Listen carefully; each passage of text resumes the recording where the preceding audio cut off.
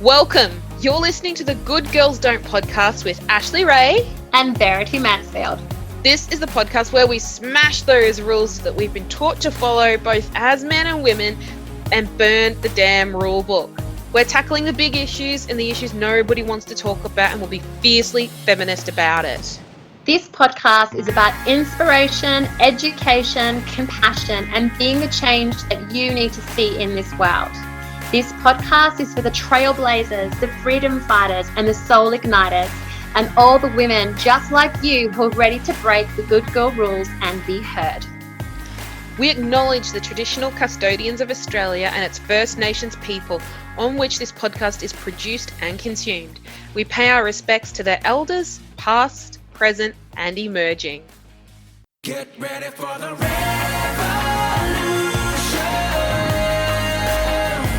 It's coming to you now. It's coming to you now. We're gonna sing it, revolution. And they'll never bring us down. No, they'll never bring us down.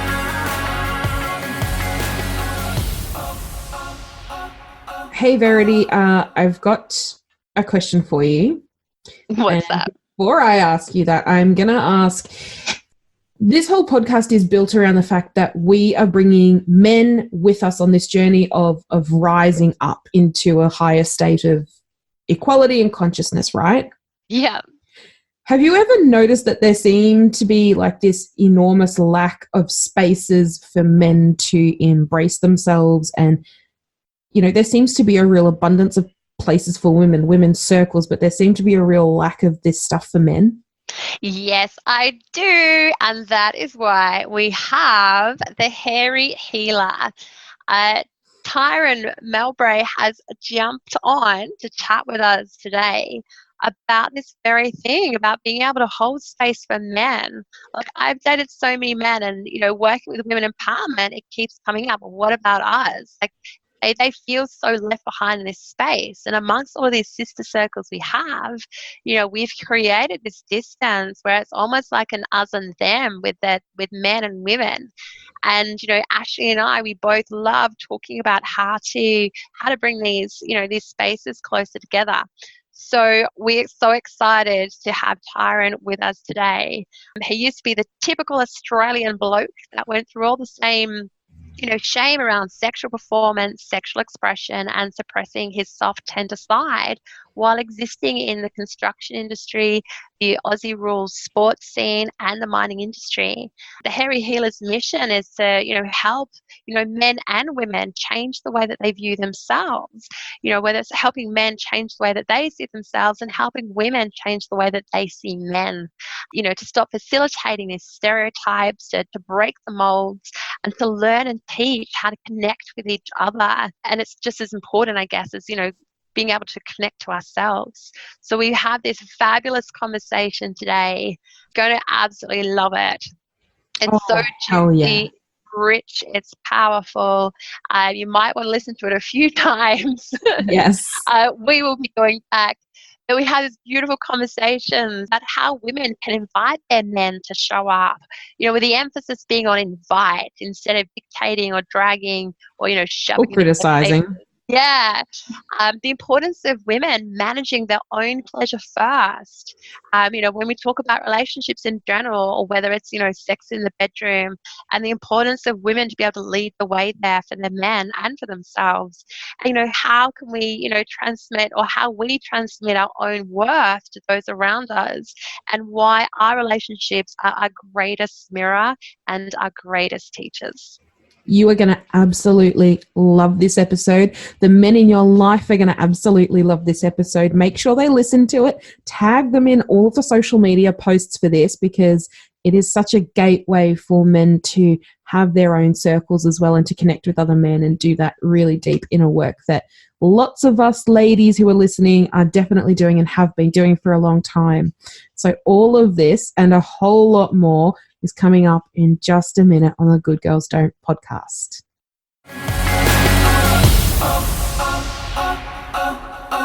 Oh, I am so super excited, as always.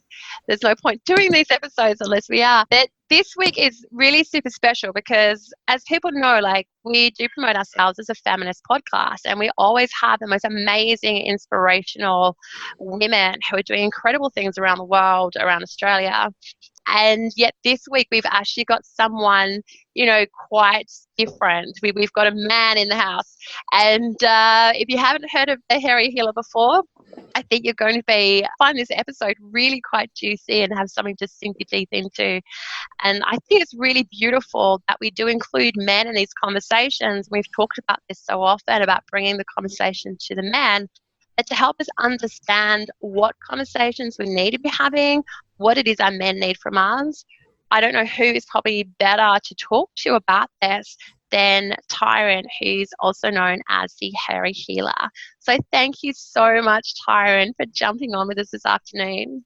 Thanks, Verity. It's my pleasure. And I think you're very much right. Like, even just to jump straight in, it's like women do women's work and they complain about men and men not showing up, and men do men's work and complain about women, not doing this or being wild or whatever. And actually, very rarely do we actually cross-contaminate and work with each other. And I think it's really important. So thank you for having me on. I feel really privileged to be here.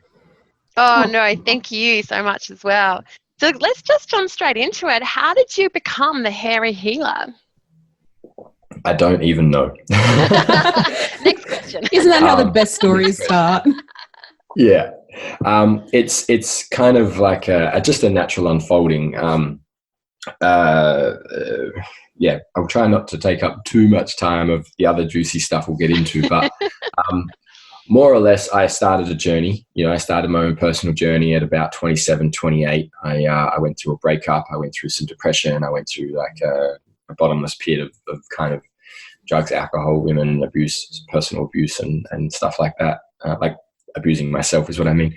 And along the journey, I started to expand and change the way I perceived myself and how I wanted to show up, how I wanted to be a man in the world. Like, I was like, I don't actually agree with anything that I do, anything that I say, anything that I feel. I conditioned myself in such a way that I wasn't me. I don't know who I was, but I wasn't me. And this led me to India, and I was doing my yoga teacher training I was on my journey couple of years, and it was beautiful. And the specific story of the name was like, well, I finished my yoga teacher training, and my yoga teacher in India, she was quite Insta famous. She had 100,000 followers or something in India, and I was like, wow, if I really want to create change, like I'd already said to myself I wanted to facilitate men's only yoga classes. This social media platform that I've been very resistant to is actually a beautiful way to meet and connect and interact with people, not just in my local area, but internationally. And I don't know, yoga is a very healing thing, but I didn't want to just be another yoga teacher. I wanted to be something different. And at the time I had a 3-year-old beard that was quite long. It was almost down to my chest. And for some reason, the Hairy Healer came through. So that was, because I knew that I was not just going to be a yoga teacher. I had no idea what it was. That was 3 years ago now, but I knew it was going to expand beyond that. And sometimes that's just one modality of the so many numerous modalities that we do collect on the way of helping people to heal, like to heal their inner wounds, their energetic wounds, and to step into themselves. Yeah, absolutely. Like embodiment is a big piece for men and women, and it's a big piece that we're all learning as we go. We shut ourselves away from our body from a very young age, and we get taught to live in our minds and structure and systems and think and not to feel. So coming back into the body is really the first gateway for most people to learn to feel again and express those feelings. Yeah, I absolutely love that. And it's so true. And I don't know, like I know for women, they can, shut themselves off from their bodies because there's a lot of shame around the bodies for females. But what would it be around the body for men? Like why, what are they taught from society to be ashamed of? It's to be ashamed of our emotions, to be ashamed of our feelings, to not feel and to not express, to be the stoic, strong man. I grew up, my dad is a soccer hooligan that grew up in Australia, basically. And, loves to drink piss, loves to go out with his mates, loves to have a bit of a banter and a bit of a blue, and rides motorbikes and stuff like that, and he's just a very manly man, and I love him dearly, and it's Father's Day today, where so happy Father's Day, Dad. But he was very much not really emotionally available, and I took on my mother's emotions. My mother is very, very sensitive, and I took that on, and it was really, really hard for me as a young boy to shut that out, but I did, and because it was a sign of weakness. Whether I was in this, and it's not just Dad's fault. Like even in the schoolyard, at the schoolyard with the football. And in football games, I played Aussie rules football for 20 years, and to express emotion in those areas around feelings, like I could cry if we lost a game of football, that was fine, but I couldn't cry if my girlfriend left me. I couldn't cry during a movie. I couldn't cry. So it's like. So I've often found myself at the sports bar, surrounded by like a grand final football game, and there's grown men on the floor crying. And the first time I experienced it, I started laughing, and it wasn't that I was laughing at them; it was at the bizarreness that there's in such a place. It was okay to express like powerful emotion, and yet in something like intimate relationships. It was completely shut off and almost banned. And it was just this kind of like, oh my God, like what's happening here? And I think as well, it's just important to point out, like you were saying about not being your father's fault. We so often jump into blaming our parents for things, and we have to understand it's a societal problem. And at an international level, like their generations were still experiencing the effects of, world wars, 2 world wars that were really close together. They didn't have time to sit around and talk about their emotions. And they would have been subjected to such massive, massive trauma of watching, their friends and their comrades like being literally ripped apart in front of their eyes, and such massive destruction and devastation. And that follows on as well from generation to generation. And I just think it's really important just to point out that this is not, I really don't want this blaming of men, or it was my father's fault or my mother's fault, from our audience, not from like the 3 of us. But it's just really important just to point out that it's so much bigger, and we really need to stop blaming our parents and have that compassion, for where they do come from. Yeah, and this is where the work starts for us. Like the first thing is to acknowledge that there's a thing that needs to be worked on, and the second thing is to not blame, but just take responsibility for where you're at and go, everyone's done the best they can with the tools that they have, but that doesn't mean that we can't try to do better. It doesn't mean that we can't try to do better. And that's why I started my own journey. It was just like, I finally got to that place of, I don't like my life, and am I going to let other people, not just my parents, but other people, society, my friends, whatever, am I going to let them dictate how I want to think, feel, and act in the world?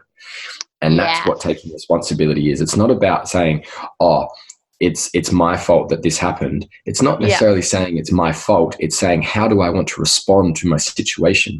How do I want to respond to where I am in the world? And how do I want to move on or move forward from this place? And it's not about forgetting the past, but using that as your motivator. Yeah, using that as the fuel and the fire. You want to take on responsibility, but in a really powerful way, where we're free to make choices, and we're free to actually choose what the hell we do want in our lives.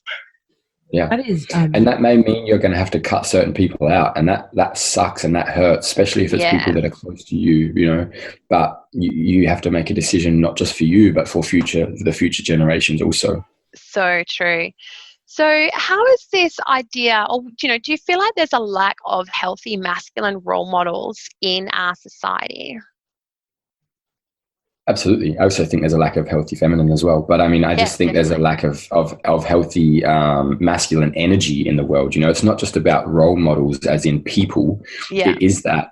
But the perception of healthy masculine is skewed. So, of course, there's no super healthy masculine role models in people or in male bodies, because the concept of masculine energy is skewed and unhealthy, and so it's just there needs to be a re-education around it. So can you just give us some examples as a male who's gone through this journey of what you consider would be, I guess, unhealthy masculine energy and what would be masculine healthy energy? Sure. Firstly, I'm still going through the journey. I definitely haven't gone. I'm going. Never So ends. just yeah. Well, maybe one day in a few generations' time, but yeah, definitely still on my own journey. So like there's a list, right? And this is one thing that I don't know. I love and I have aversion to. I really understand the importance for framework, which is Yeah. an understanding and a list. But there's something in me that also has resistance to, because it's just more separation, right? But as an idea, unhealthy masculine reacts, right? He instantly reacts to a situation. Now, a healthy masculine would respond. He absorbs the information that's coming to him, whether it's emotions, whether it's feelings, whether it's trouble or anger or whatever. He absorbs that. And this can happen super quickly. It doesn't mean that he needs 4 days to do it, but he absorbs that information, that energy, and goes through a quick little process inside of himself of like, okay, what's mine, what's not mine, how does this make me feel? And then he responds in a way that is healthy. And that doesn't mean that he doesn't express anger. That doesn't mean that he doesn't express fire or passion. But what it means is that it's not coming from a place of reaction or non-thought. It comes from a place of, okay, you're angry with me. I can absorb that. And now I'm going to give back what's not mine, which could be anger. And maybe you do need to express firmness to be felt. I'm not saying that you have to be light and fluffy all the time. I think because one thing that's missing in our world is really strong, healthy, dark masculine energy, which we can get into a bit later.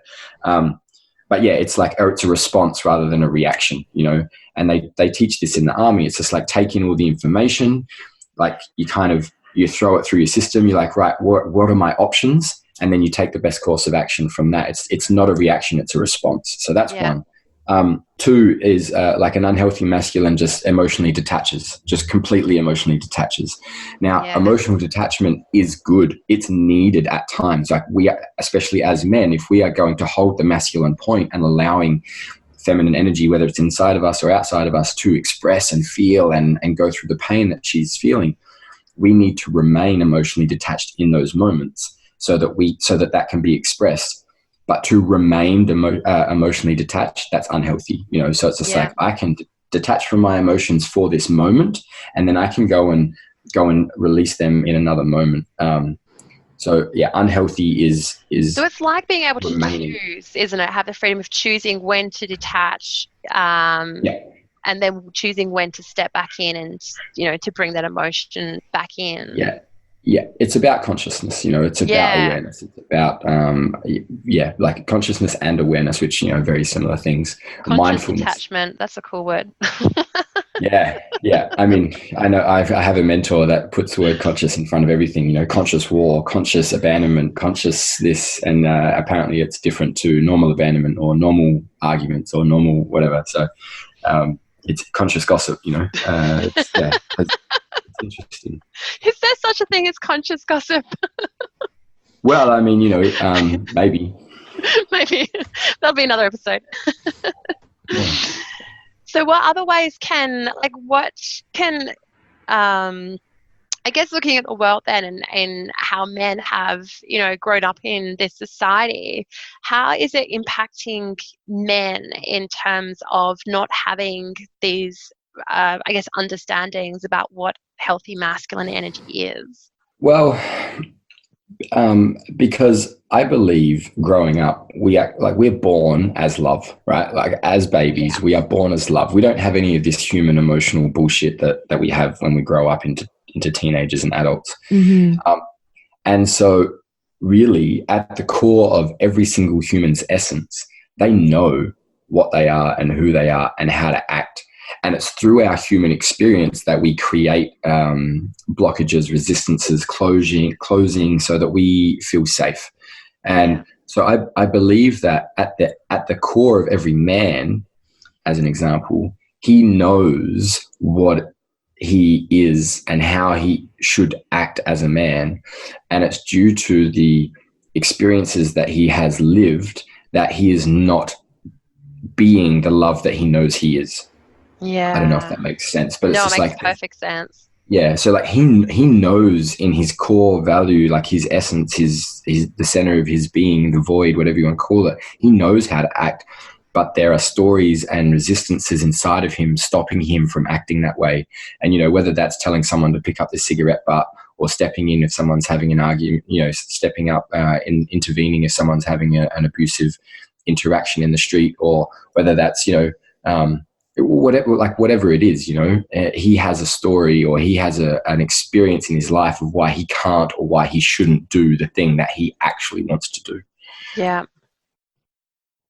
And so, what are the biggest issues then that our men are dealing with in society? Like, women are so aware of what they're going through and the pressures that they face. You know, a lot of women, like, we'll talk about body image, or we'll talk about, the gap in pay, which is, you know, a number of things, including women's own confidence of not asking for it. You know, but what about men? Like, what is it that men are dealing with? Well, I mean, I can talk from my experience and the clients that I work with, and you know, I believe there's two things really. I believe there's two root things. One is sex and sexuality. Okay, I think that's the root of everything, because we all come from sex, you know, and sex is something that I believe the entire fucking world still has shame around and still has contraction. Massive, absolutely massive. Mountains of. Yeah, exactly. So sex is a big one, right? Our sexual performance as men, how we show up in the bedroom. Can we please a woman? Can we satisfy a woman? You know, how big is our cock? How long do we last? Things like that. So, you know, I feel like sex is number one. And then number two is just like masculinity in general, and how that, like, not just the sex, but then sex, and then there's money and power. Like, so they play into like how we provide, how we show up, how we support, how, you know, because, and, you know, this goes for all humans, but from a man's point of view, it's just like, I can't be loved for just being, you know, I have to be loved for something that I do. So how I provide, how I support, how I encourage, how I, whatever, you know, and it's, you know, our parents tell us this, you know, it's like, you've got to be a contributing member of society. You can't just be a doll bludger. You can't do this. You can't do that. And it's just like, I can't be loved for just being me. I have to prove myself. I have to do something. I have to have a purpose. And also it's one of the shadows of all the spiritual things. It's like, what's your soul purpose? I'm going to find, you know, you can find your soul purpose. And it's like, I think there's a part of us that are just actually, it's feeding off of this desire that we feel like we need to have a reason to exist rather than just existing. Yeah, and what if our sole purpose is just to return to love, like just be love? Well, yeah, exactly, and that's what it is. That expression of love can be a million different things. You know? Exactly, yeah. But I love what you're. Sorry, go on. I was going to say, you can't tell me that a mother or a father or whatever that, you know, cleans toilets. But, you know, okay, their sole purpose may not be to clean toilets, but their sole purpose may be to be the best father to their children, and that's what he's doing. And, you know, like, okay, the toilet cleaning is not his soul's purpose as far as his, you know, work, but he's living his soul purpose every day, raising children and doing this. Like, maybe he's a divine masculine that we don't ever hear about or see because he's not famous. Yeah, and that's what I'm so glad you said that. True. Yeah, I feel like the kings of the world, the divine masculine of the world, they're not on social media. They're not trying to fucking stand up and prove to the world that they are someone, or they're just doing it. Oh, and women. I love that. It's so true, because I'm so sick of seeing these ideas of masculinity, and I'm dating someone who's got these young boys, and I'm watching these two young boys, and they're young, and they're watching these Avenger movies, and they're like, yeah, I've got to have muscles when I get bigger. And I'm like, no, you don't. Yeah. And they're like, oh, I've got to be big. Oh, I've got to destroy things. Oh, I've got to be, you know, I've got to have superhero powers. And I'm like, oh, no. And even hearing, like, one of them make a comment about his own body weight. And I'm like, fuck, I thought girls had issues with body image, but hearing this stuff come out of, like, primary school children, hearing, like, little boys saying that, you know, worrying about their fat content, I don't have words for it. It's horrific. Yeah, it's exactly the same. I mean, we all, you know, we all watch TV. Sex sells, even though it's not have sex. It's just, you know, hot bodies. That's what sells. Sex doesn't sell. Sex doesn't sell at all, actually. Real sex. No. But body image sells, you know. And so, as much as women have these super toned, beautiful, athletic women, and some of them are not even that. Some of them are the supermodels that are just skinny and have this completely shut down, emotionless face in all their photo shoots. Men have these giant, enormous, steroid-looking guys, you know, that have 6% body fat and, you know, biceps bigger than my head. So, you know, we have it just as much. And I did it for years, you know. I never took steroids, thank God. I almost did, but I was in the gym twice a day for about 3 years, you know, protein, creatine, BCAAs, all that stuff, watching my diet, eating, I did it myself, you know. Yeah. My partner has massive issues around this stuff, like with the perception of, you know, you've got to have that V shape that I don't get it, but apparently is the most desirable kind of body shape to have. And, you know, just above the belt. Yeah, and he struggles with that whole, you know, hang on, he's such a gentle soul, and he's like, hang on, I don't fit that stereotype, so am I a man? Like, you know, I'm so glad you've said this. It just brings relief to my ears. Yeah, and there's a lot of introverted males that are going to the gym to kind of overcompensate for being introverted. And that's really sad as well. I believe that, and I'm going to trigger some people here, but I believe in the world of duality. I believe in the world of wholeness, right? Everything is whole, but we have duality in order to experience wholeness. So I believe that every strong external masculine man has such a soft, tender, scared little feminine inside of him that's why the bravado is so strong. And every soft, tender, quiet little man has this crazy, wild, chaotic, emotional feminine inside also. You know, that's the polarity of masculine and feminine. I also believe that all extroverts are hidden introverts and all introverts are hidden extroverts. It's the same concept. You know, I believe that, you know, and you know, this is a mass generalization, obviously, but yeah, I believe that. I wrote a post actually, why men overdominate, and it's to hide the fear of failure. It's to put on this armor that they are okay, that they're safe, that they, you know, can do whatever, and the stronger that armor, the more scared they are. So it kind of sounds a lot like, I don't know, the way it's coming across to me is it sounds like there's like a really big fear of vulnerability. It's a fear of failure. Yeah, wow, that's huge. A fear of failing to be human or to be a man or a woman or whatever, you know. It's a fear of failure. And, you know, also with the reason you guys said just before, like, am I a man if I don't have a V just, you know, on my lower abdomen? It's just like, well, am I a man if I have a fantasy about another man? Or am I a man if I have a fantasy about being fingered in the ass? Or am I a man if I don't want to enter a monogamous relationship? Or am I a man if I can't provide properly for my partner? Am I a man if I can't provide properly for myself? Am I a man if I've never had sex? Am I a man if I don't like to watch porn? Am I a man if I don't like to drink alcohol? Am I a man if I don't like to whatever? Yeah. You know? And I can guarantee you that every single man on the planet has thought this at some point. Wow. And I love all those things that you raised up, because it's like there has to be some kind of standard. And we talk about this in terms of, you know, the good girl rules and breaking the good girl rules, like looking outside of ourselves for this validation about what a woman should be, and exhausting ourselves by trying to play those rules and trying to, you know, meet some invisible benchmark. We don't even know where the fuck that benchmark is, and we're trying to reach it. We're exhausting ourselves. We're looking outside of ourselves, trying to get validation for someone to tell us that we're a good human being. And really all we had to do was just do what we wanted to do at our core, like what you were, you know, going back to that center of ourselves and just asking ourselves, well, what feels good to me? Instead of, you know, depending on the external world to dictate to us. Yeah. And, you know, we talk about tradition. I've been watching Game of Thrones lately. I never watched it because I read the books and I didn't want it. They changed from the books. I was like, fuck that, I'm going to boycott it. But now that it finished, and for some reason I just had the hit to watch it. So I've got 3 episodes left of the entire series. And wow.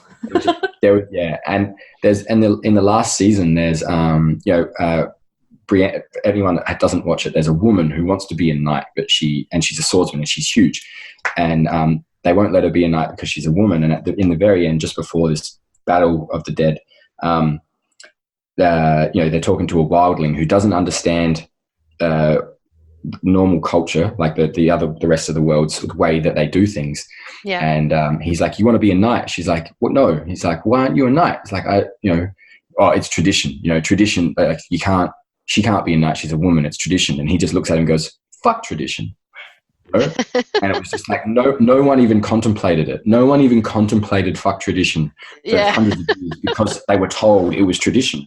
Just like us, we got told monogamy was tradition or the only way. We got told that religion is the way. We got told that have to buy a house and get a job and raise a family. We got told like all these traditions that we go about living our fucking lives, which work for a lot of people. And I'm not saying that it can't exist. But do we ever actually take a moment to question it and go, what the fuck do I actually want? Do I want this tradition? Yes. Oh, my God. Absolutely. Absolutely. I love it. So then going back then to this idea about sex, because I know sex is really challenging in relationships and it often is used as a weapon. And, I know a lot of women, I'm going to put this out there. I do know a lot of women that complain that their husbands aren't interested in sex and they want their husbands to be more passionate. I've had women, ask me, how can I get my husband just to come home and like take me over the kitchen counter without even asking? And yet at the same time, I've got women who withhold sex from their husbands either as a weapon on purpose out of resentment, anger, or they just say, that part of our relationship is over. Why would I bother? For them, they're not getting anything out of it. Like, why would you do anything if it's meaningless for you? Yeah. Yeah, no, I was just waiting for you. I was going, go on, Karen, tell us. Right. Yeah. So I thought there was one last sentence there. Yeah, and the thing, so for all of us, typically speaking, again, mass generalizations, but I do them because you know what? They're still relevant. Yeah. Sex is the deepest form of intimacy most of us ever experience in our life. Yeah. Generally speaking. Now, get me wrong, there's times in our 20s and stuff where we go a little bit wild and we fuck a bunch of people that we don't really love or care for, and it's fun and it's great, and we might have some full-on wild experiences, which is great. But when we enter a relationship, sex takes on a different meaning, right?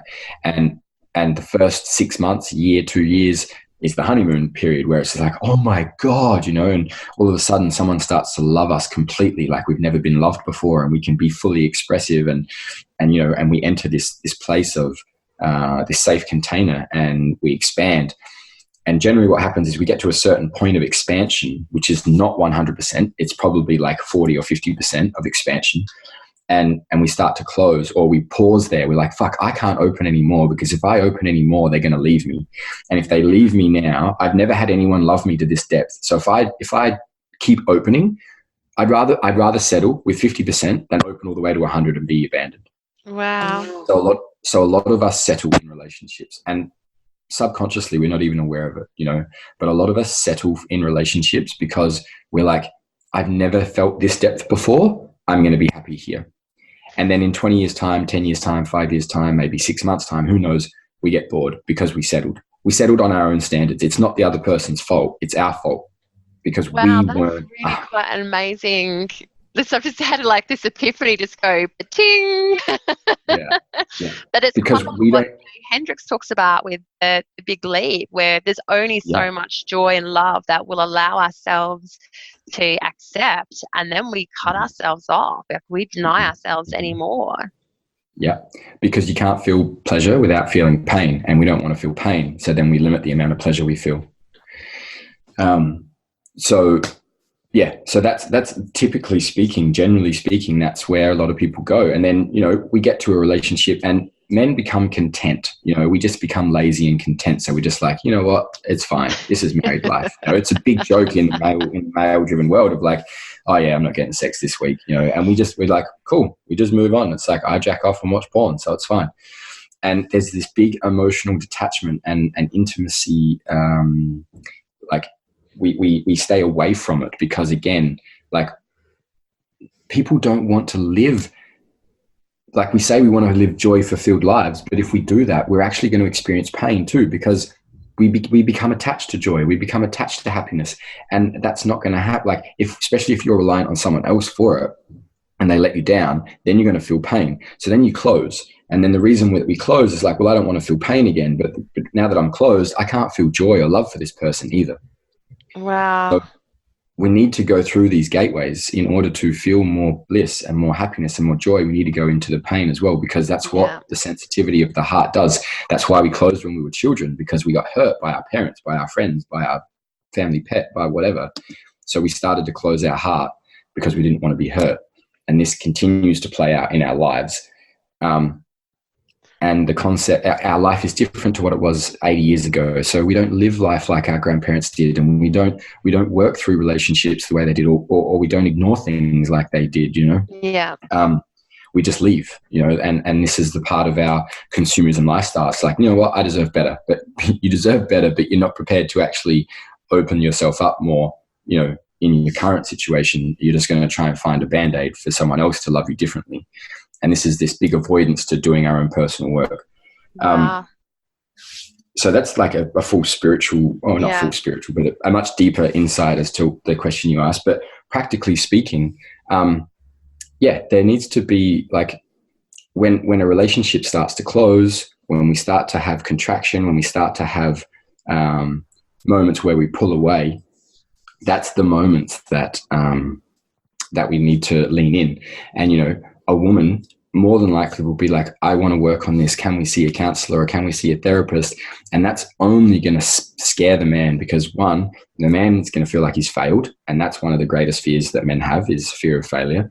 It makes them feel like they're not a man. It makes them feel like they can't manage a relationship. It makes them feel like many things.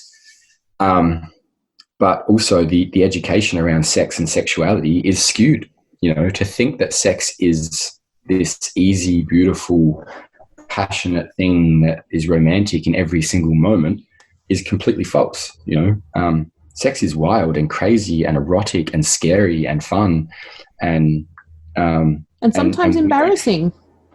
And it's so embarrassing. Like, I don't know, like if you've ever done anal and shit comes out, it's super embarrassing, you know, like, you know, or trying to going down on a woman when she's on her period and you get blood in your mouth and you're like, oh, you know, that can be embarrassing for both people. And, you know, or like going soft, for a man to go soft in the middle of a session, or for a woman to close and not feel safe. And then, you know, the fanny farts and whatever, like it's all. Yeah, I think we've all been there. We've had those moments where we've all just gone, oh shit, and feel like we just wanted to die in the middle of sex. Exactly. Yeah. And it's like, but in those, like for me personally, they are the intimate moments that I love.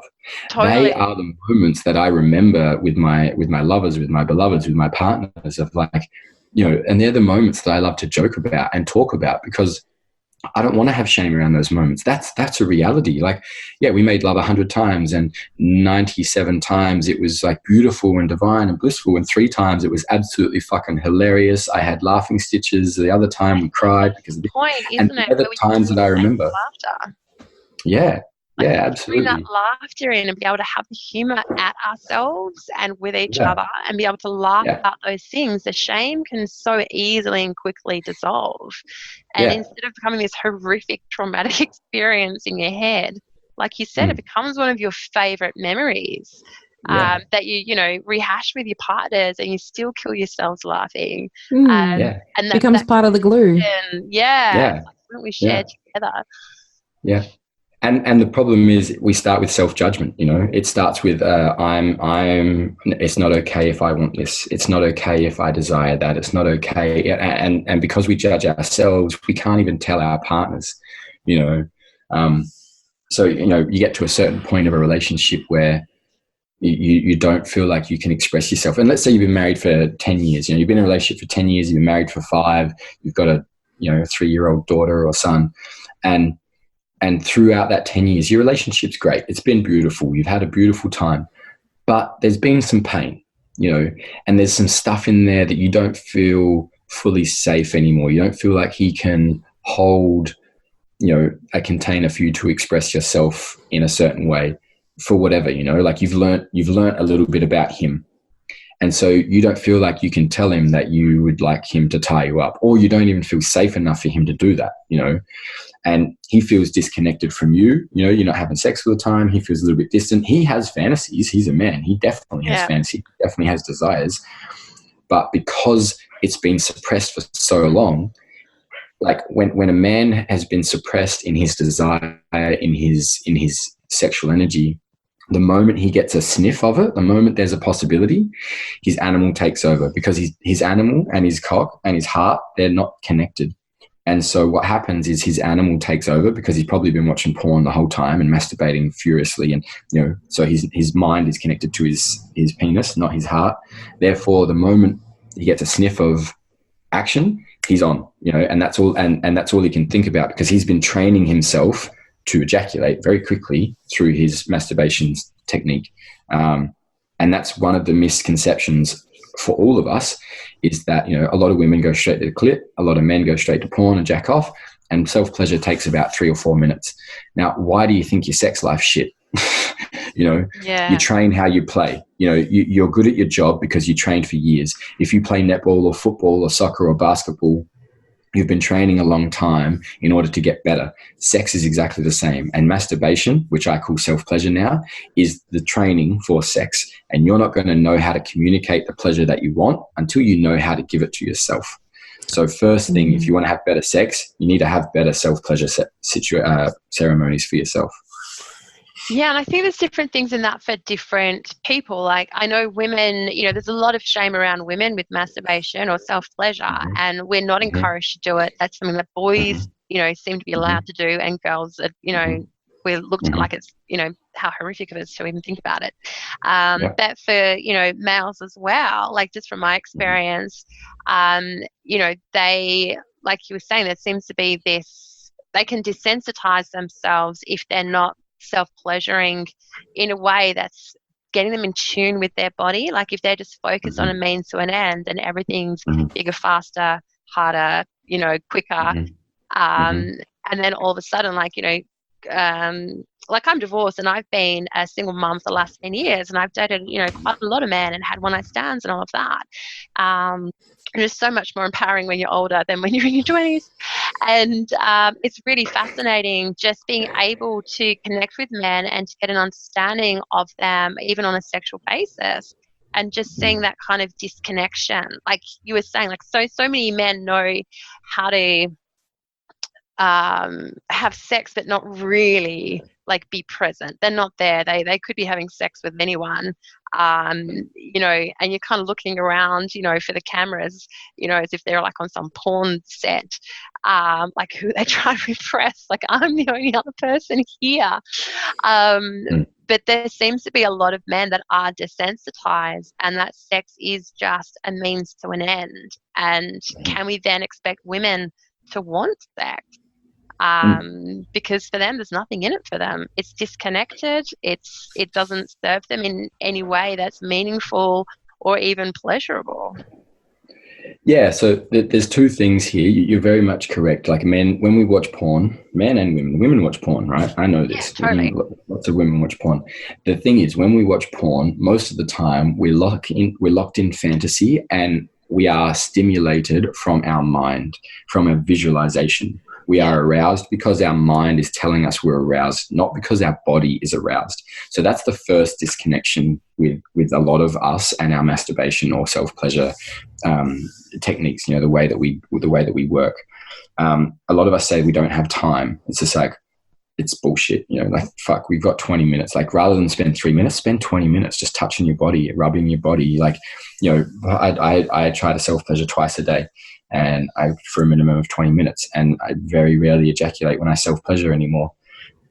And it's not because, and that was a big hurdle for me, like removing ejaculation from the necessity of self-pleasure. That was a huge hurdle. It took me fucking years to get there. And don't get me wrong, there's still moments now when I'm like, I just want to come really bad.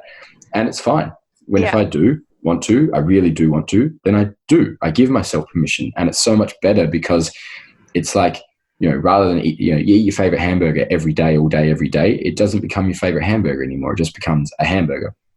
go a couple of months without it, and all of a sudden it's the greatest hamburger in the world again. You know, it's the same concept. It's And like, that's really interesting. Sorry to interrupt. That's really interesting what you're saying as well about ejaculation, because so many women, when they have sex with someone, like if the man doesn't ejaculate, if he doesn't come, the woman feels like it's Yeah. their fault. It's like it's a goal for not Exactly. just men, but a goal for women. Like sex is all about Yeah. men. It starts with an erection and ends with ejaculation. Yeah.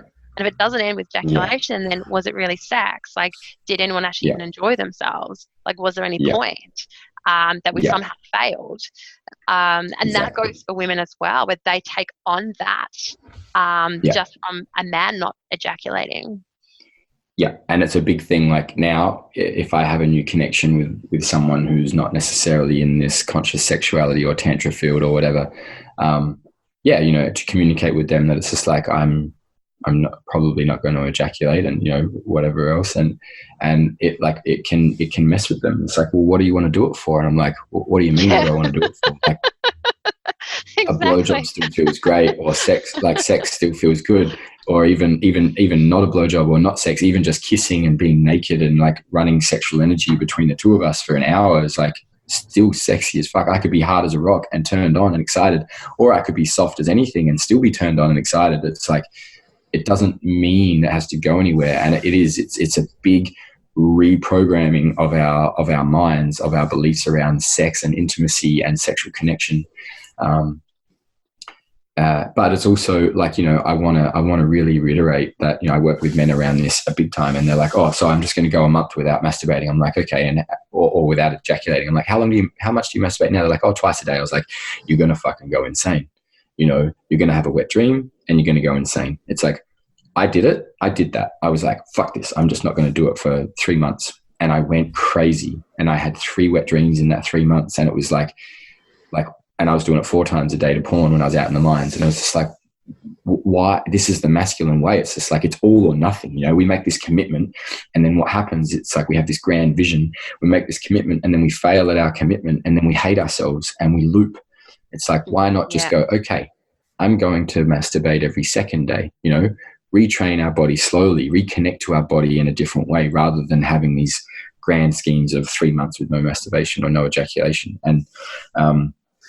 And this is something that this is where women can really help their men.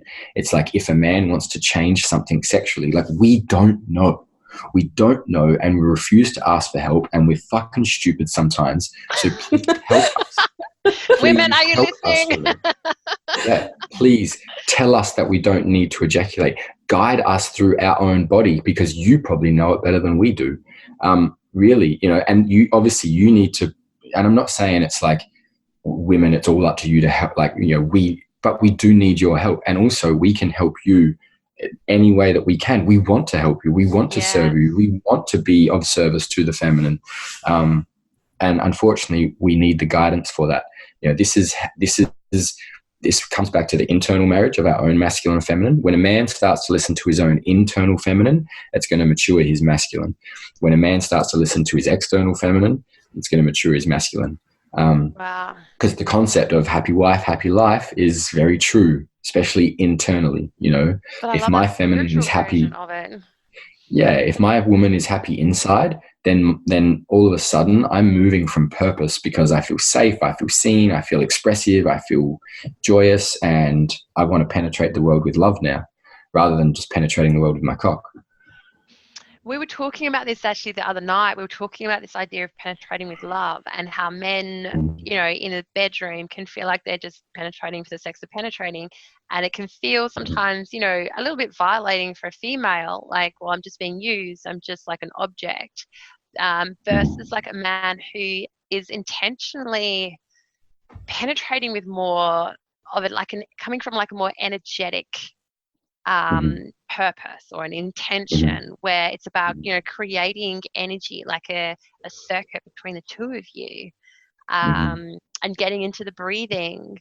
Like, how can we as women help our men to come at sex in a different way? So again, and you know, this is the same for men, but as women, not master, manage your own pleasure first, right? Because like you said earlier, it's all about the man getting an erection and then the man ejaculating, right? For predominantly. So if you can manage your pleasure first, if you can find out what you like and be brave enough to say, this is what I want and this is what I like, in a way that feels nice. Don't just be like, this is the only thing I want, don't do anything else, but like guide him, be like, I love it when you do this, I love it when you do this, I love it when you touch me here, I love it when you whatever. It's like, it's an invitation. He wants to serve, especially in the bedroom. So if you're inviting him to do things rather than telling him, if you're inviting him, he's going to want to do it. And even when his animal gets in charge, and when he wants to come to penetration, when he wants to, it's just like, just be like, well, I'm not ready yet. Like I want you to do this. I love it when we do this. Like, can we connect here? My nickname was Sunscreen when I was a teenager, when I was like, between 17 to 25, because I for some reason, had sex with women that were 30 plus. So my footy mates called me Sunscreen. And that was a big part of my initiation as a young man, was like these older women that knew what they wanted. And yes, there were times when they were like, fuck me hard, and that was great. But there was also lots of times when they would tease me and they would play with me and they would, give me oral for a while and put me on the edge of ejaculation, or they would like sit on top of me and they would look after their own pleasure. They would take pleasure from me. And I was like, 19-year-old kid, 20-year-old kid. I was just like, this is fucking great, because I didn't know what I was doing, And unfortunately, most men don't. You could have a 35, 45-year-old man who probably still doesn't really know. He's learned, don't get me wrong. But we, as humans, we should enter every interaction as if it's new. Every sexual interaction, every non-sexual, we should enter it as if it's a brand new experience and explore it for the magic that it is. It doesn't matter if you've made love to your partner 1,000 times or 10,000 times. If you can move into his or her body with this brand new exploration of like, how does this body respond to my touch? How does it taste? How does it feel? How does it move? Because the body's going to be different to what it was last time. Just because this one move worked last time doesn't mean it's going to work this time. He might feel different. He might feel closed. He's had a shitty day. She's had a shitty day. You don't know where people are at mentally, physically, emotionally. So entering every moment like it's new and listening to your own body and speaking your desires and your needs, it's magic, and that's how you bring the magic back into a connection. So like we as men, and even now, like I ask my partners, like I'd like to consider myself reasonably aware of the energy between two bodies. I've been working on it for a few years, but I still, like to ask, like, what do you like? What do you want me to do? Like, and it helps someone own their desires. It helps them own their pleasure. Like, and also it gives me an opportunity to check in. Am I okay with this? Yeah. Like you said, a lot of the times in sex, there's actually no talk about consent or whether we want it or whether we don't. Exactly. So it's just like, what do you want? I want you to feel inside. I want to feel you inside of me. It's just like, oh, am I a yes to that? No, I'm not really a yes to that right now. It's just like, what else would you like? Like, what else can I do for you? And it doesn't have to be a shaming. It doesn't have to be a, that's dirty, that's wrong. It's just like, what else can I do for you? Like, what else do you want? And it's always an invitation, and it's a softness and it's a slowness. And I've learned this through being with women who have journeyed this as well, and they've shown me and they've taught me, and journeying with my own feminine of like being in an interaction with someone, and rather than being in the male dominant role, but actually being in the, what do I want? What does she want? How can I feel pleasure rather than ejaculation? How can I feel pleasure? Because pleasure and ejaculation, yes, they're linked, but they're also separate.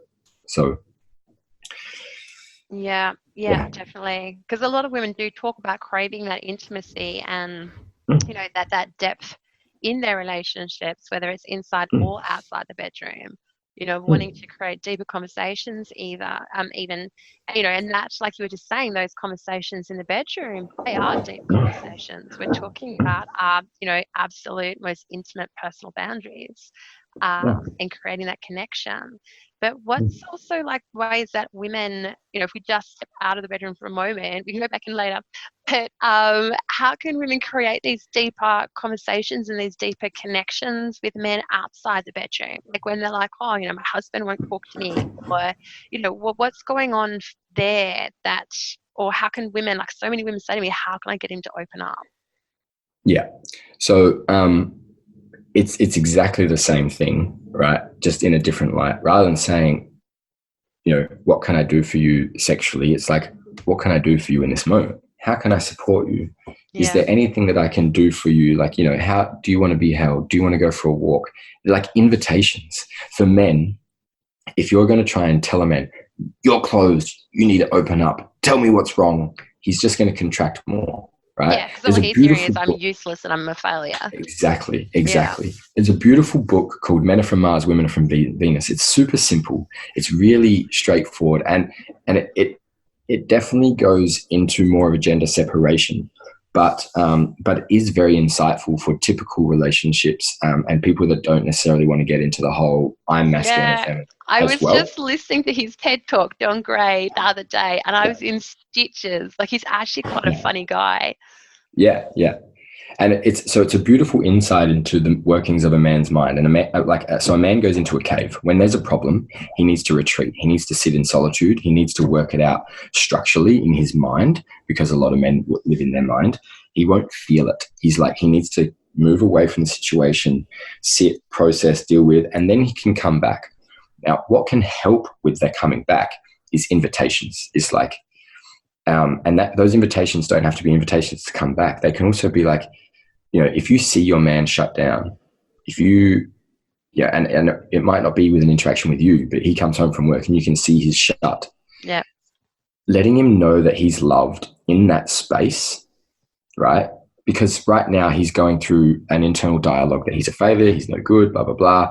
Everything that he's ever done wrong in his life is coming up. And for him to be felt, or for him to feel that he is loved in that place, that is going to crack him to a place of vulnerability that probably you've never seen. And that's why you may see it. That's why you may have experienced it through lovemaking, because sex is the deepest form of intimacy a lot of men will have. Therefore, that's when their softness comes out, because they feel loved and accepted. Now, to do this outside of the bedroom, it's like, if you see him sitting closed, whatever, it's just like, I just want to let you know that I see you and that I love you. Or, if there's anything you need to say or express, I just want to let you know that I'm here. If he's frustrated and walking around and blah, blah, blah, it's like, rather than saying, just go to the shed or just fuck off or whatever, like rather than telling him to go away, be like, is there something that you need from me? Or is there a way that I can support you? It's like, hey, how about you go have a beer with Johnny? Or like, why don't you go see your dad? And they need to be delivered in a way that's you're not telling him what to do. You're inviting him for options, because he's feeling so much and he doesn't know how to express it, that he's contracted and frozen. And kind of hard to know which way is up. Yeah, and I think that's the thing a lot of women do. They go into fixing, but they all do it in, we can do it in a way that comes out as critical and as judging and as nagging and, bitchy and controlling and demanding. And, seeing men as being vulnerable in those moments, instead of saying, oh, they're shut off, but maybe seeing them as that they're vulnerable within themselves at the moment and they're trying to process their own vulnerability. Us coming in, like kicking them while they're already down. And, I think women really need to learn how to pull back at that, because we were saying that there's toxic feminine out there as well, but being able to pull back that viciousness at times. Yeah. Well, and to find what happens in that moment, right, shamanically, on an archetypal masculine and feminine level, when a woman, this is the thing, right, a woman wants her man to open up. He wants her to be vulnerable. She wants him to be vulnerable. She wants him to open up. She wants him to be expressing and all these things. The moment he drops the masculine point in the relationship, there's the potential, and happens quite often, for her to freak out, because hang on, he's not holding the masculine point anymore. So I don't feel safe. If he's not the man of the relationship, then how do I feel safe? And so then the feminine energy freaks out and goes into, no, you need to do this, you need to do that, and then shames the man for not being a man or not being masculine and blames, and then he has to close again, and this can play out in relationships on a like a kind of shamanic energetic level. It also plays out inside the man, like he wants to express, he shames himself for expressing, so he closes. So if a woman really wants to help a man open up, she needs to develop her healthy masculine, because when she can take the masculine point and hold that space for him, it will crack him into his feminine. It will crack him into his sensitivity. It will crack him into his emotions. And rather than her freaking out, she can hold the space and allow him to express and go through the depths. And you know what? If you have a man that's never opened up, this is not going to be a slow process. I mean, this is going to be a slow process. This is not going to be he shared with me a feeling and now we're all good. The relationship's good. If you really open up that space for him and he goes there, be prepared for the youngest, most immature, probably most wounded, suppressed feminine you've ever seen, because it's been suppressed since he can remember. And this is a journey that not a lot of people are ready for, and you need to do the work on yourself. Just like if a man wants to do this with a woman and wants to get past her wild, crazy, chaotic, psycho, dark feminine that's just needy and emotional, he needs to have done the work on himself to be able to get to that place, he needs to be able to hold that and then give her the masculine transmission of, you need to support yourself in this moment. I'm not going to be here. And, I'm not going to be your needy, emotional person that's just going to be there for you all the time. You need to learn to manage yourself. You need to step into your masculine and manage yourself more. So it doesn't matter whether it's, this is not just a gender separation thing. This is a collective issue. And in order for a man to understand that crazy, wild, chaotic feminine, he needs to tap into that himself also. That's been my journey, has been tapping into my soft, tender, scared feminine that is so manipulative and so controlling. And I see that play out in my old relationships, and that's the power dynamic. So when you talk about like a female being able to develop her healthy masculine, what would that look like for her? Like for the women listeners, for the women who are listening, like how can we help them understand what that looks like? Sure. So we have concepts of masculine energy, right? And like I said, I believe that most of the time the world concept of masculinity and femininity is slightly skewed. And it's maturing, through the feminist movement, which has been beautiful to watch, but it also is time for the feminist movement upgraded a little bit, and not a lot. Well, it started off as a feminist movement, which was really just a women's rights activist, which was beautiful. It was needed, and now it's like, okay, I'm not saying it's completely even yet. I fully understand that it's not. Yeah. But if you're a feminist, you should be standing up for feminine energy, and that means feminine energy of the planet. That's inside men, that's inside women, that's around us. Not just feminine energy. Are you a feminist or are you a sexist? Exactly. That's my question. Yeah, and women. There's a lot of angry feminists who are really just sexists. Exactly. Yeah. And so, and look, this is going to take time to transition too, because there's still a lot of wounding from that men have inflicted on women. And so I understand that, and it needs to be acknowledged and seen. I'm not saying that women have had it easy, and I'm not saying that it's finished at all, but I'm just saying it's also time to look a little bit beyond the veils and see what's deeper. Yeah. So I run a program called Cultivate Your King, which is very much like this, because I get asked millions of questions by women also, like, how do I open up my man? How do I get along with my man? How do I understand him more? How do I whatever? And so basically, how you're, this is what I teach, masculine and feminine inside of us and the internal divine marriage. How your external man is showing up is how your internal man is showing up inside of you. So in order for you to understand men on an external level, you need to develop your own inner masculine. So how does your masculine relate to your feminine? So, if your man isn't, like, when we go back to sex to start with, if your man is not pleasing you in the bedroom, are you actually pleasing yourself outside of the bedroom? Because basically if you're just if you're not honoring yourself and what you need for yourself, and so let's say self-pleasuring for 20 minutes and having a toe curling, mind-blowing orgasm, then why would you, like, obviously you're not going to make, or you're not going to give the space for your husband to do it, because you're not even doing it for yourself. And so you're expecting someone else to do something for you, but you don't even know what it is or what it feels like because you're not doing it for yourself.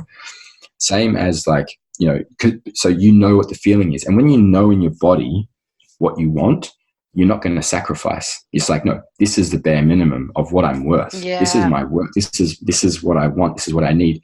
So the same thing as a warrior, right? Like, how do you want to feel looked after? How do you want to feel cherished? How do you want to feel, honored? And if you're not honoring those things for yourself to some extent, then the people around you are not going to honor them. We transmit our own worth to the people around us. Yes. So I like to use this as an example. If I start dating a woman and I go to her house a few times, and, it's like, sometimes as a man, we don't see anything. Sometimes we do. It's like, wow, you have a different bunch of flowers on your table every time I come here. And she goes, yeah, I buy myself a bunch of flowers every week because I love flowers. It's a gift that I give myself. Well, if I'm a man and I love her and I now have this information, guess what I'm going to want to do next time I come around? Exactly. Because she's doing it for herself. I don't know that she loves flowers if she never fucking tells me, or if she never has flowers. She never does it for herself. Yeah. Yeah, exactly. So it's like, if she never has flowers in her house, how the fuck do I know she likes flowers? This is so true, because I did, we did an experiment. So I do a lot of self-love things with women, and it was really interesting. One of the challenges was to buy yourself a bunch of flowers, and the amount of women who actually struggled, they walked past the flowers and they had to actually come back into the group and talk about the experience of buying flowers, like what came up. And, they were like, oh, but they were expensive, but I really liked them. But I just bought myself a cheaper bunch because, it's a challenge. And other women who were like, oh my God, if I can love flowers, I bought myself the best bunch I could buy. Other women, like, all the different stories and things that, came unearthed about their own self-worth. And then even women who brought the flowers home and their husbands looked at them and they're like, you don't usually buy yourself flowers, or we don't usually buy flowers. And, one husband who was like, oh my God, he goes, I should be doing that for you. I didn't realize you liked them. They'd been married for 20 years. But that's the whole thing. If we don't walk our own talk, how are we meant to show visually to men what the fuck it is that we want in our life, how we like to be treated, and what the standards are? And I did some experimentation when I was dating, where I would treat myself the way I wanted to be treated, and the men that turn up in my life would be buying me flowers and chocolates and beautiful dinners and going on these beautiful holidays. And then the times when I was like, okay, I'm going to pull back from this and see what happens, I dated guys who were so disconnected, who didn't give a shit, who told me they didn't like buying anyone flowers. And it was hilarious to kind of play with it and actually, like, see the truth actually really come out. How we treat ourselves is the standard that other people treat us by. Like, we have to teach them. They can't go into mind reading or, invisible expectations are ridiculous. And the orgasms and flowers are a physical representation of an energy, right? It's just like, so it's the same thing. It's like, if you don't want to be spoken to in a certain way, or if you don't want people to do things to you or say, like, if they're like, you also, it's the same thing. It's about putting in boundaries and transmissions. Like, when a man, let's say you're dating a man and all of a sudden he starts to yell and get angry or whatever, or starts to argue about something, coming to him and being like, I'm not okay with that. That's a boundary that I'm putting in place, and I don't want that in my life, And so it's the same thing. It's not about, okay, just buying yourself flowers. That's one thing. That's beautiful. But also how people interact with you, telling them that's not okay for me. I don't want that, And this is not just your husbands. This is your children, your parents, your friends. Yeah. It's like we allow so much in our relationships because of love. And I did a quotation marks there with my fingers, like, because of love. I heard the quotation marks. that we rape ourselves, that we break our own boundaries again and again and again. And so what it is, we actually don't know what the fuck it is that we stand for and what we feel about. We don't value ourselves because we've overridden our own boundaries for so many years. And this is part of the journey. Like, And so like I said, this program that I run, it's just like we go through the 4 archetypes, and it's about how does your man treat your woman? Because your woman is your feminine, she's the intuition, she's the guidance, she's the feeling, she's the sensual, erotic nature of your being. But how does your man relate to her? Does he shut her down? Does he treat her with respect? Does he whatever? Because how that marriage is inside is how that relationship is outside, and not just with your partner, but again, with your workmates, with your friends, with your parents, with everyone. So it always comes back to within, but not being so solid in yourself, like not the whole I'm a sovereign being, I do what I want, to the place where you shut everyone else out.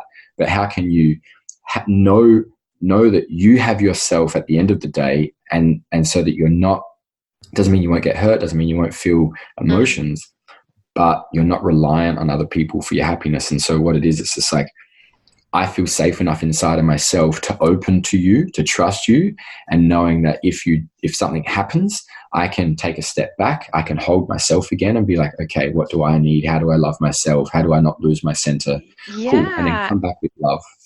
And that's the whole thing about boundaries, isn't it? Like, boundaries aren't, these solid walls, because that's walls. But boundaries are flexible. They move, and the boundaries I have with one person will be completely different than the way that I have boundaries with somebody else. If we have these safe relationships, our boundaries can move. Like, as we let that person in more, our boundaries shift. As we start to learn more, trust more, explore more, experiment more, change our ideas, change our perceptions. Our boundaries are flexible. Like, they need to be flexible enough so that we can move them, depending on the situation, that we're in. And they let us go so much deeper.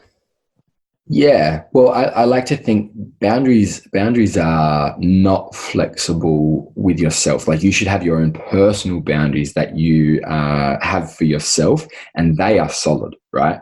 But as far as, and because they're solid, that's what helps you let people in closer and not closer. It's just like, yeah, so I see what you mean. Like, your boundaries with other people can change, but your boundaries with yourself, with your own self-worth, with your core values, they should not be kind of changeable until you find out that one. Yeah, exactly. And what might happen is you'll find out that that's not a boundary; it's actually a block. And what I like to imagine is like imagine a river. Right, and your river is your life force. The water is your life force. It's energy moving.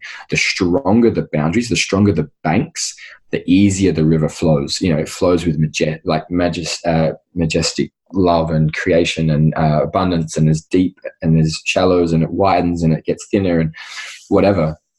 But then you have blocks, which are like dams, and when you have a block, that stops the flow, and that's how you can tell the difference between, like, if you're at a block or if you're at a boundary. Because if you know your boundaries, the energy won't stop. Even if something comes up that you don't like, your bank will swerve around it. Your boundaries will swerve around this block or around this thing that you don't like. Your boundaries will go around it rather than hitting it and then stopping everything. And if the energy stops, there's a boundary that you need to put in place so that the flow can keep happening. Yeah, it's gorgeous, isn't it? It's so beautiful the way that we can, really be able to use our relationships within ourselves, the masculine and feminine, and externally, like in our physical relationships, to really start to understand ourselves like so much better and a deeper level that then enables us to step up in our relationships and allows our partners to see themselves at an even more deeper level. Yeah, and that's what a conscious relationship is. Like, it doesn't mean that you don't have patterns. It doesn't mean that you don't, fall in love and have dependable moments and get hurt. Like, when you play with love, you're always going to feel something. But a conscious relationship is, for me, it's like, it's having a choice in how you interact and being able to bring awareness to some of the patterns that play out, and then moving with that. And they're beautiful and they're fucking hard. Challenging relationships are harder than unconscious relationships. Yeah. For sure. So thank you so much, Tyran, for jumping on and chatting to us. Can you actually just let us know where people can find you? So you are on Facebook as the Hairy Healer. Yep, and I'm on And Instagram as the on Hairy Instagram. Human. Yeah. And Yeah, then and where I'm can people currently find trying to out? build a website. Yeah, where can people find out about your program, Cultivate Your King? Yeah, so I have a link on my bio on my Instagram, and also if you just message me on my Facebook page, I can send a link. So it runs 3 times a year. I'm running it once more this year, and then I'm assuming this will take a few weeks to get out, so I'll be running it again next year. And is that online or is that in person, Yeah, or how does it run? No, it's online. It's 8 weeks. It's run in a group. So we have a private Facebook group where we share and express. Yeah, you get access to a membership site with all the video content and the exercises. We go through the 4 archetypes and how they relate to your feminine. And then we go into what are the agreements between your masculine and your feminine? What does she need? What does he need? How do they merge? And we do a little marriage ceremony between the two. So yeah, that's a brief overview of the program. It's online, so we have the Facebook group to share the exercises, to keep us accountable, to ask questions. And I'm in that group, and I do a couple of lives a week, kind of answering questions and responding and being in the space. It's intense. There's a group of women that have been through it a few times. Well, so there's a few groups of women that have been through it, and yeah, it's powerful stuff. Yeah, it sounds perfect. Beautiful. It sounds like, And we love this kind of work, and it's so important that we have people, and it's so important as well that women can learn off men. Like we were saying at the beginning, there's so many groups like women's circles and sister circles, but what about us actually being able to invite men in, and men inviting us into their world as well? So I absolutely love what you do. Yeah, thank you. And also, I just want to mention, ladies, please tag, if you do follow me, please tag your husbands, your sons, your uncles, your fathers, because most of the men that I work with, most of the men that reach out to me, that's the first thing they say. The first thing they say is, oh, my girlfriend or my partner or my friend tagged me in one of your posts, and I've been following you ever since. And it's actually like, that's another way that you can help support men evolve, is like, most of the time we're not going to look for this shit ourselves, and we need that guidance from the feminine. So like, and without saying like, you need to do this, but just saying, hey, check this dude out, and not just me, like there's Sacred Sons, there's a guy called Preston Smiles, and a brother of mine, Dane Thomas. I run a Facebook group with a bunch of other men called The Campfire. It's an online men's circle. So it's a Facebook group, and every month we have these big online forums where we can get together and run online men's circles. So yeah, like there is a lot of stuff out there. I'm facilitating a workshop in a men's retreat called Menergy. It's in Melbourne on October 10th to the 13th. There is lots of stuff out there for men, but we don't know. I never knew about it until I started doing this work. I had to start looking myself. Yeah. It's not, the men that are doing this work, we're doing the best we can, but we really do need your help, ladies, to help reach the other men that aren't willing to, or aren't prepared, or just don't even know that there's these spaces out there. So important. Really, it's a really big help when you ladies can support men on their own journey, and just like I said, invite and nudge and guide without pressuring. And I think that's the important note to make as well. Like, I know that you have this really beautiful way of asking women to step up and help men rise, but we think we really need to add as well that there's so much in this for women. I know women that feel tired and they're exhausted and they're sick of like trying to drag their husbands around and lift them up, and they don't know how to lift them up because they've probably been doing it all wrong. But when you do this, like if you're listening and you're out there and you're just want to like hit your husband over the head with a brick, but instead of doing that and coming from it with a place of love and intention for him to rise, what you get back out of this can absolutely blow your mind as a female. Like when your partner rises as a king, when he wakes up every single morning wondering how the fuck he can serve you, when he comes and just does the most beautiful acts of service for you, the honor that you receive, the reverence, I can't even explain it, but it's such a powerful thing to see a man literally bowing at your feet with such massive amounts of love and joy, and a sparkle in his eye, and it gives so much back to us. So if you are out there, women, and you are torn about whether or not to help your men rise or walk away or whatever it is, just take that chance, just jump in, because doing the work is so worth it, and seeing your man rise as a king, and then him literally creating this amazing kingdom for you, to be able to sit on your throne, to be able to worship you, is just unbelievably remarkable. And it's such a great way to create powerful partnerships and to co-create together. And, we're all powerful on our own, but as we co-create, as we heal, as we bond, we connect, life is just so much more magical than we possibly, can believe or ever give it credit for. Absolutely. And he wants you there next to him. He may not say it, but he fucking wants you there next to him. And he knows that he needs you there next to him as well. Yeah, absolutely. Absolutely. So thank you so much, Tyran. It's been such a pleasure listening to you and talking with you and sharing all these ideas, and just being able to get, your knowledge and your perspective out there for our audience. So much gratitude and honor for the work that you do. Thank you, Verity. My pleasure. It's been absolute joy. I love these platforms. I love this space.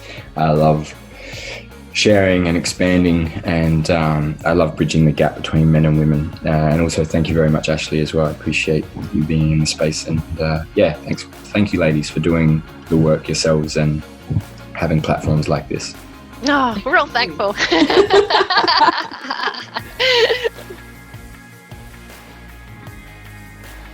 Hey, if you want to continue this conversation, head over to our Facebook page and be part of the revolution. You can find us at Good Girls Don't Podcast on Facebook. Please note, we cannot create change alone. Your support, likes, comments, shares, and iTunes reviews will help us to give a voice to the insanely inspirational women and the controversial issues that we discuss. If you'd like to be a part of our podcast, or if you have an issue that you have a burning desire for us to bring into the light, please contact us. With fierceness, Ashley and Verity. Get ready for the rain.